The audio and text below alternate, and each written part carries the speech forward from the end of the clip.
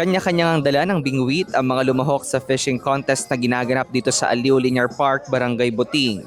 Isinasagawa ito bilang bahagi ng selebrasyon ng kanilang pistang barangay.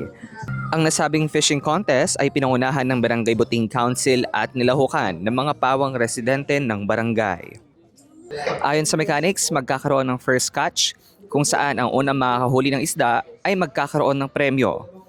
Pagkatapos nito, padamihan na ng mahuhuling isda ang labanan at ang tatanghaling panalo ay ibabase sa kilo at dami ng huli. Magandang umaga po sa inyo lahat.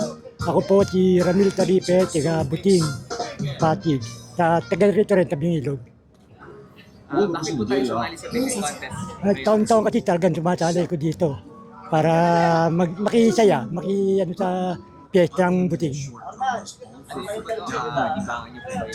O libangan ko rin, pagka yung panahon ng maraming namimingwit, sumasama ako.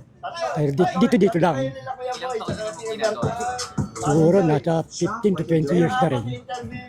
Kailan po kayo nag-start matutong mamingwit? Ano pa lang ako, siguro mga 17, 18.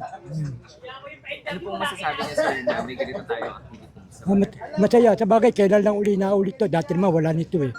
Wala nung naging bago yung kapitan. Saka yung unang nakaraan, yun, nagtuloy-tuloy na.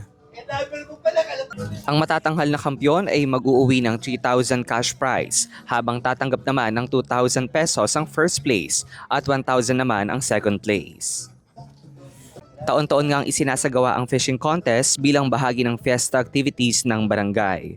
Bukod kasi sa paboritong libangan ng mga residente ang pangingisda, layunin rin ng Patimpalak na ipromote pa ang ganitong klase ng aktibidad sa komunidad ng Buting. Ako si Phil Dion para sa latest ng iNews Pasig. Balitang totoo, serbisyong tunay.